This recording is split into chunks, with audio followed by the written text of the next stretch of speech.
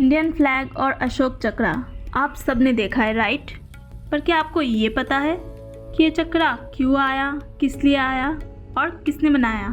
क्या आपने कभी ये सोचा है कि ये सिर्फ एक सुंदर डिज़ाइन नहीं है, इसमें छुपी है एक पूरी फिलॉसफी। चलो आज एक्सप्लोर करते हैं, क्या अशोक चक्र सिर्फ एक सिंबल है या कोई स्पिरिचुअल कोड? तिरंगे में पहले चरखा था, फिर अशोक चक्र क्यों आया? अशोक चक्र में लगे स्पोक का क्या मतलब है? चलिए चलते हैं एक सफ़र पे जहां आर्ट और कल्चर मिलते हैं डिज़ाइन और धर्म से। चैप्टर 1 कि युद्ध ने बदल दी एक सम्राट की सोच। जन्म हुआ एक ऐसे सिंबल का जो आज तक हमारी नेशनल आइडेंटिटी है। चलिए शुरुआत से शुरू करते हैं। लगभग 2300 साल पहले सम्राट अशोक ने कलिंग युद्ध के बाद ये डिसाइड किया कि वो अब युद्ध नहीं करेंगे। उन्होंने बुद्ध का मार्ग अपनाया और अशोक स्तंभ का निर्माण किया। अशोक स्तंभ के ऊपर थे धर्मचक्र, जो सिंबलाइज करते हैं न्याय, नैतिकता और जीवन का फ्लो। अशोक चक्र सिंबल है या स्पिरिचुअल कोड? वास्तव में ये एक गहरी स्पिरिचुअल फिलॉसफी है। चक्र दर्शाता है कि समय कभी नहीं रुकता और हमें भी लगातार कर्म करते रहना चाहिए, बिना रुके, बिना थके। चैप्टर 2 चरखे से लेकर चक्र तक का सफ़र। ये सिर्फ एक डिज़ाइन चेंज नहीं है। आज़ादी से पहले फ्लैग में था चरखा, गांधी जी का सिंबल ऑफ स्वावलंबन, लेकिन ऑफिशियल फ्लैग में अशोक चक्र को चुना गया। ये दिखाता है मोशन, डिसिप्लिन और यूनिवर्सल वैल्यूज़ को।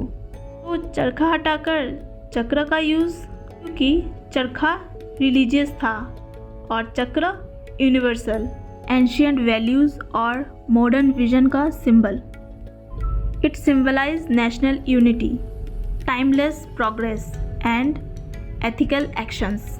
अब बात करते हैं फ्लैग में लगे 24 स्पोक्स का। ये सिर्फ एक डिज़ाइन है? नहीं, हर स्पोक्स में कुछ वैल्यूज़ है जो रिप्रेजेंट करते हैं भारत, ट्रस्ट, करुणा, धर्म, ह्यूमैनिटी, आत्मनियंत्रण और पेशेंस। ये वैल्यूज़ किसी भी सभ्य समाज का फाउंडेशन है। चैप्टर 3 क्या ये चक्र सिर्फ राष्ट्रध्वज का हिस्सा है या फिर एक पूरी स्पिरिचुअल फ्रेमवर्क? बौद्ध धर्म में इसे कहा जाता है धर्म चक्र, जो दर्शाता है जिंदगी के चक्र को, जन्म, मृत्यु और पुनर्जन्म। ये कर्म चक्र भी है, जो करोगे वही मिलेगा।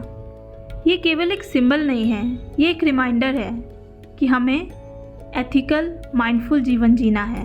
ग्रंथों में इन्हें शांति, संतुलन और ज्ञान का प्रतीक माना गया है।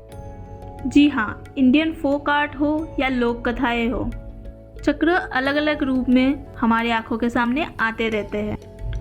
मधुबनी आर्ट में फ्लोरल चक्रास, वर्ली आर्ट में सर्कुलर कम्युनिटी स्ट्रक्चर्स, पटचित्र और कलमकारी में नैरेटिव चक्रास, और आज के कंटेम्प्रेरी आर्टिस्ट रंगोली, म्यूरल्स और टेक्सटाइल में भी क्रिएटिवली सिंबल को यूज़ करते रहते हैं, कुछ सिंबलाइज टाइम एंड स्पिरिचुअलिटी।